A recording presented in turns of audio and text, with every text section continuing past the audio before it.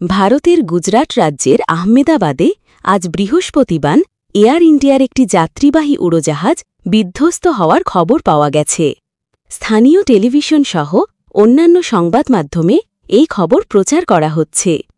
গুজরাটের পুলিশ নিয়ন্ত্রণ কক্ষের বরাত দিয়ে বার্তা সংস্থা এএনআই বলেছে, বিধ্বস্ত উড়োজাহাজটিতে 442 জন যাত্রী ছিলেন।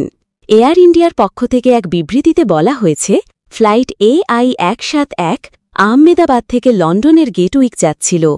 বিবৃতিতে আরও বলা হয়, আহমেদাবাদ লন্ডন গেটউইক রুটে চলাচল করা ফ্লাইট AI-171 আজ 12 জুন এক দুর্ঘটনায় পতিত হয়েছে।